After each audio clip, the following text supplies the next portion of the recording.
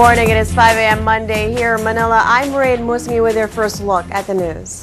The Foreign Affairs Department reveals 3 Chinese ships are still in Bajo de Masinloc. That's even after Philippine vessels pulled out of the disputed territory in the waters off Zambales 7 months ago.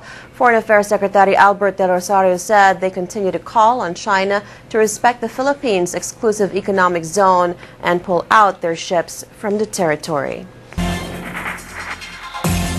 U.S. Navy contractor Glenn Defense Marine maintains it did not dump toxic waste in Subic Bay. The company suspects its rivals could be behind a campaign against its operations.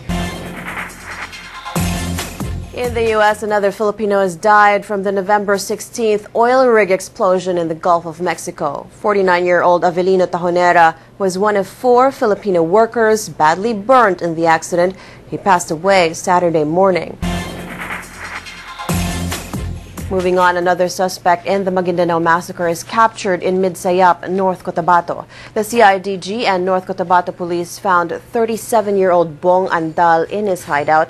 Police said Andal was the operator of the excavator used to dig the mass graves.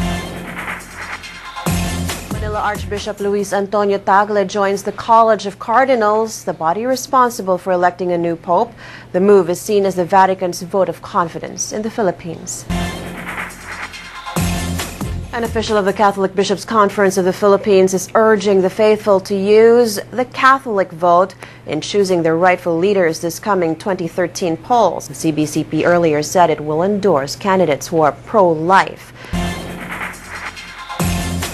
Well, former Polish president and Nobel Peace Prize winner Lech Wałęsa underscores just how big a role media plays in today's world at the 9th Media Nations Summit held over the weekend in Tagaytay City. Wałęsa urged the media to be at the forefront of guarding politicians. Third week in a row, fuel prices will likely go up. Sources say motorists should expect gasoline and diesel prices to increase by 70 to 75 centavos per liter this week. PhilHealth is providing members with HIV additional medical assistance. PhilHealth says it will give additional financial support for members who will develop tuberculosis and other ailments on account of their weakened immune system due to HIV.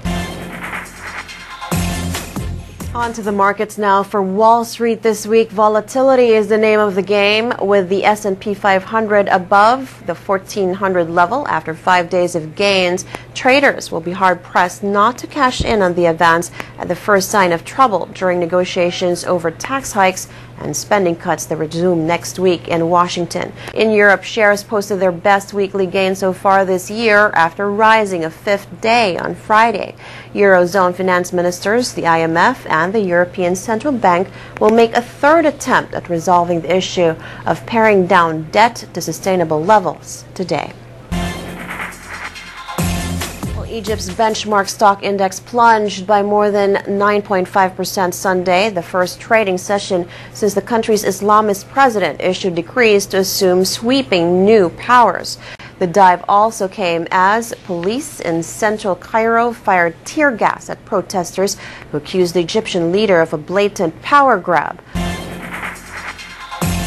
In sports, the Philippine Azcols lose in their face-off with Thailand's War Elephants at the 2012 Suzuki Cup in Bangkok. Their coach also gets suspended for the next match, still against Thailand.